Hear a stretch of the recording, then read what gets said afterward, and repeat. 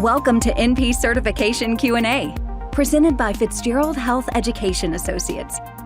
This podcast is for NP students studying to pass their NP certification exam. Getting to the correct test answers means breaking down the exam questions themselves. Leading NP expert Dr. Margaret Fitzgerald shares her knowledge and experience to help you dissect the anatomy of a test question, so you can better understand how to arrive at the correct test answer. So if you're ready, let's jump right in. A nurse practitioner receives a message from a neighbor, a 35-year-old woman who is asking for a prescription to treat a, quote, urine infection, close quote. The neighbor states that she's had this condition in the past and does quite well if she gets on an antimicrobial quickly. The neighbor also mentions that she's going out of town on a business trip the next day and is unable to contact her personal health care provider nor get to urgent care. The NP considers the following in prescribing the medication to her neighbor.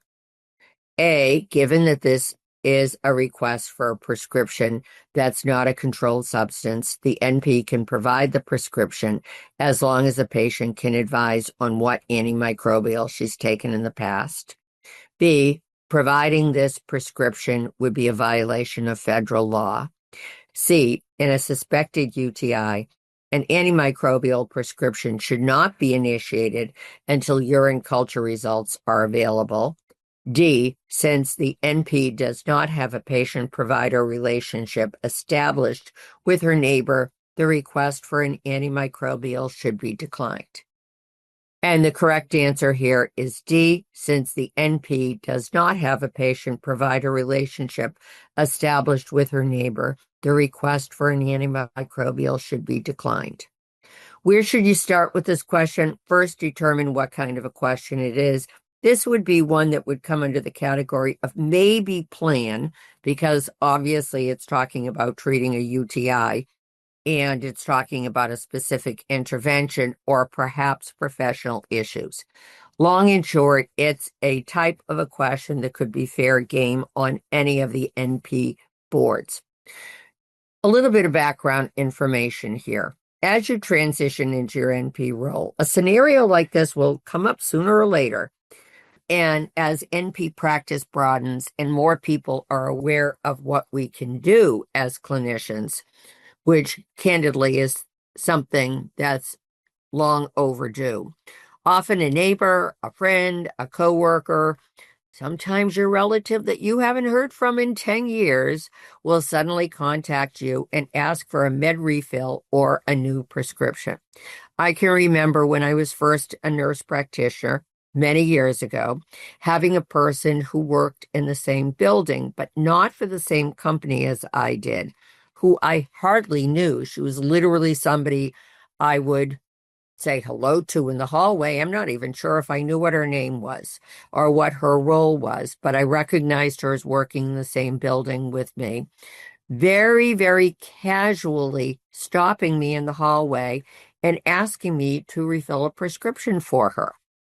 And I'll have to tell you, I didn't have a good narrative, a good way of answering the question as to why I was going to say no. I did say no, but I didn't have the right narrative. And one thing I'm going to do is advise you to make sure that you have the narrative of what to say when you're asked for a prescription like this. I'll share with you a little later in this podcast what I say to people. But let's take a look at some basic prescribing principles. Envision yourself in the exam room seeing a person with UTI-like symptoms, like your neighbor. You would have performed a thorough patient assessment, get the needed diagnostics, ensure there were no drug-drug interactions or drug allergies, consider comorbidities, likelihood of pregnancy or not, number of other factors, and then and only then would you have gone ahead and prescribed the medication. Correct? And as important as your clinical judgment, you would have documented the entire process in the patient's record. This would allow the patient to receive care in your system even in your absence, as your colleagues would be able to check your clinical note, see if there were any red flags, and then better assess the patient, particularly if there was treatment failure.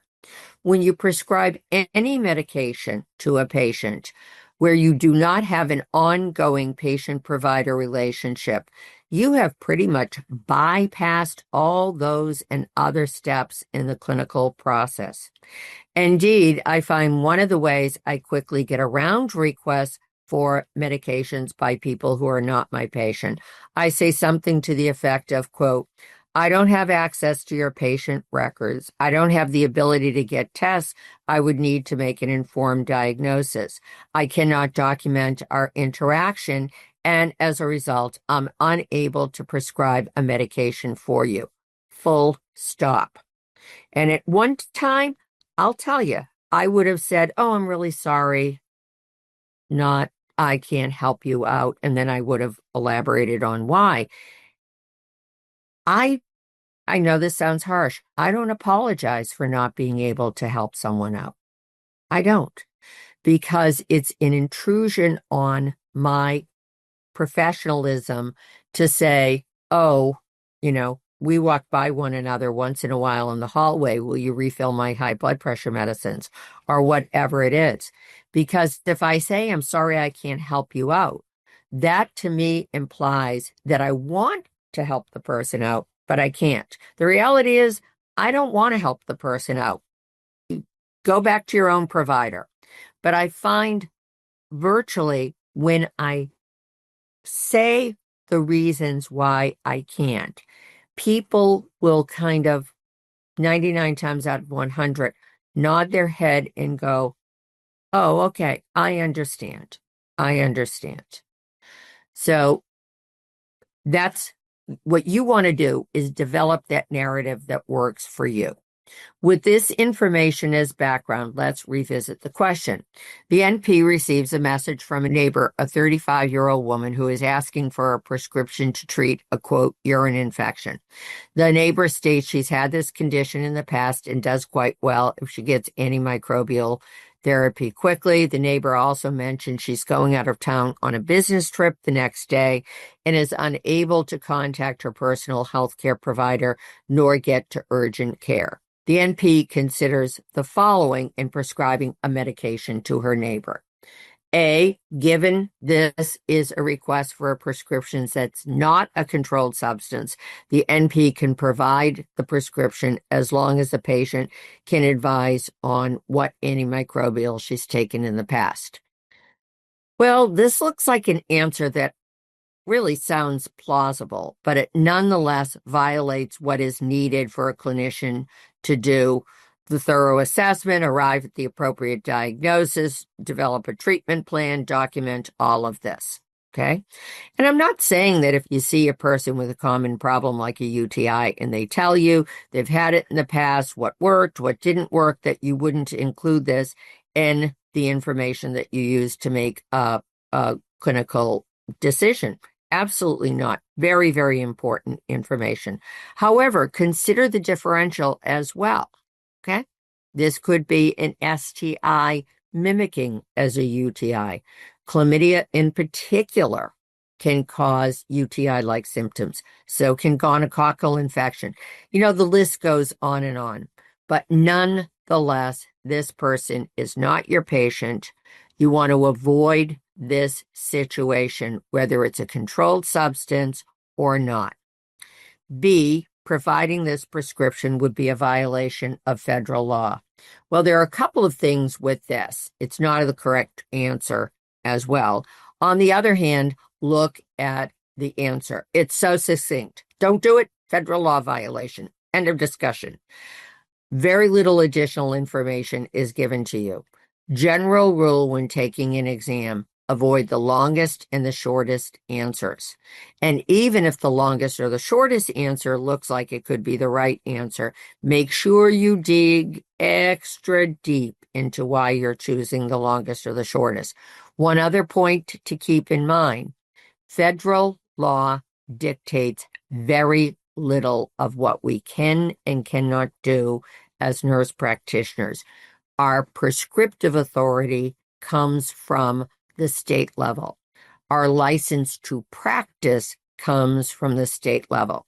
To which you might be saying to yourself, yeah, but what about my DEA number for controlled substances? You're absolutely right. That comes from the feds, but it is your state that says you're eligible to get a DEA number at the federal level. C, in suspected UTI, antimicrobial prescription should not be initiated until urine culture results are available. Well, this is not correct, and also is an answer that might look plausible, but it has nothing to do with the point of this question, which is prescribing a medication to a person who's not your patient. Plus, on top of that, principles of empiric antimicrobial therapy, where you prescribe an antimicrobial based on a number of clinical factors, including the most likely pathogens. That is the rule for treating UTI. So let me kind of reframe that.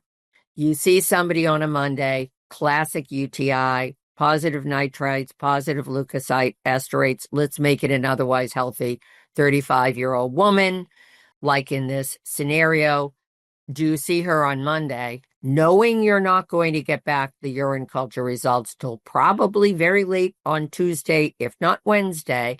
And what do you say to her? Yeah, just go home, put up with this horrible feeling where you can't leave the bathroom because you need to urinate so frequently, plus it hurts every time you pee. Hang around with this for the next 36 to 48 hours. When I get the results back of the culture, I'll tell you what I'm going to prescribe. No. We do empiric antimicrobial therapy, which is a fancy term for best estimation of what antibiotic will work in that scenario. So we don't wait. We don't wait a couple of days until those results are back. To do so could lead to significant clinical problems. And I'm going to expand on that just one more little bit.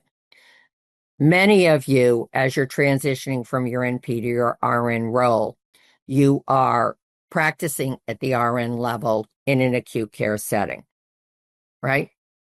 Do you see somebody intubated, ventilated, who spikes a fever, starts producing some purulent sputum, and you obtain a sputum culture, okay?